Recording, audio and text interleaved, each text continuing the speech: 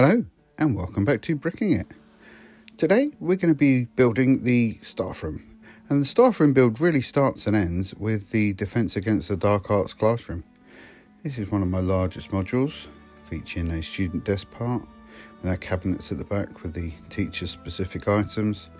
Then the other half has the pulpit and the teacher's area, and then this small corridor with a doorway. And as I wanted my staff room to be quite deep, I wanted the floors to be 8 studs deep, I decided to build the walls of the staff room into the back of the Defence Against the Dark Arts classroom. So I just added a couple of snot bricks and also a couple of headlight bricks into the construction of the wall. And I hid the back of the headlight bricks behind the arches that were protruding so we didn't get those blank spaces, just so we could add a couple of portraits and a couple of lights using my favourite glow-in-the-dark parts. On the back of the teacher's end, I replaced the regular bricks with a few of these panels just to make a selection of pigeonholes. Then I made some coat hooks with what is probably an illegal build, but if you don't tell then I won't. Just took one of these Technic bricks, one of these 3-2 jumpers, and just studded it in there, and then with a couple of the action pieces attached into the anti-studs, you get a nice little row of coat hooks and a couple of sticker pieces just for some interest. So that's the wall to our staff room, and then the floors of course follow the same style as I had before. So I use these wooden effect floorboards.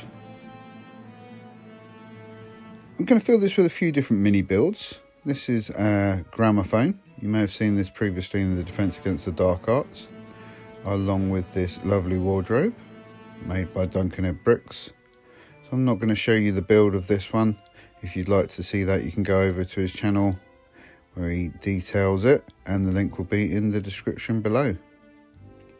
Now, of course, these two items are famously seen in the Boggart banishing lesson, which is actually set in the staff room in the books.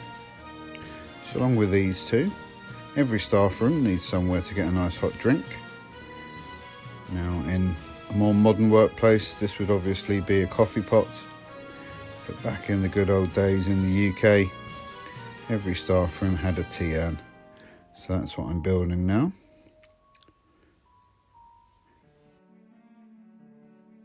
I'm going to stick a 1x1 stud with a hole into this gap in the brick, pop in one of these T-bars and another stud on top, and that will give us our spout for our tea urn.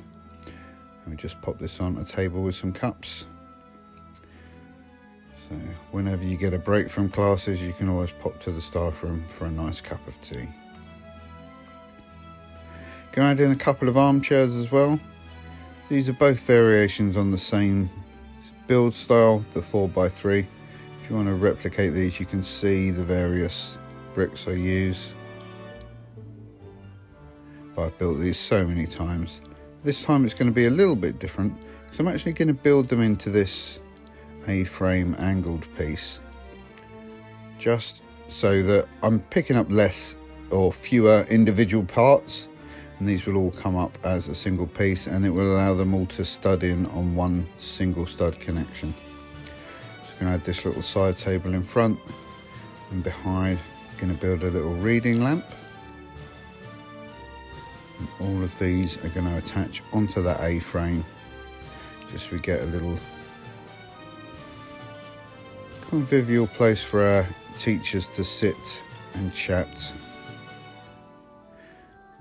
Quirrell and Sprout having a little talk. So there we go, there's our comfortable seating area for our staff. Obviously it's not all the best seating, we've got some slightly more utilitarian chairs to go in, and along with those a small table stacked up with old newspapers, because teachers love to go and have a read of the paper on their breaks. Got a bit of space to fill, so I'm going to pop in a statue. This is just on a stand built out of headlight bricks, and of course there's some bricks snotted into the back just so I can attach it to the wall, and we'll see that when we pop him in the castle. So here's our layout. Let's fill it up with our furniture. There's our wardrobe, and of course our gramophone. Get a nice seating area. You can see we've just got one stud for connection there, and it gives us the ability to put this in all kinds of different angles, and it's just really nicely off grid, so it looks a little bit more natural. It's just a couple of chairs in a space. A paper table and our less comfortable chairs.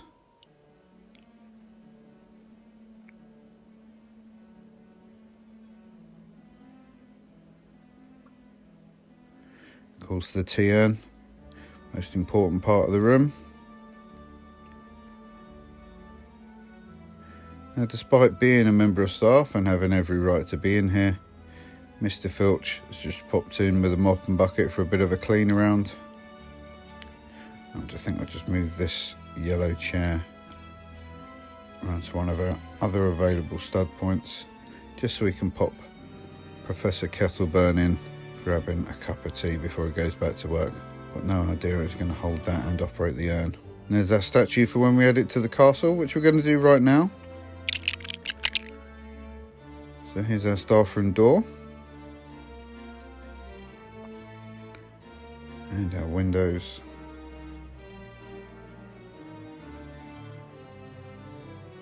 We'll just pop our scenes in now.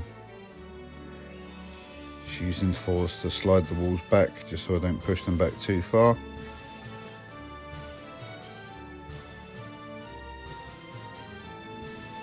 And you can see those two studs in the middle of the build, just there. It's usually where our detachable walls will attach, but I'm just going to cover those two studs and fill that space with our statue. So there we go. That is our staff room build.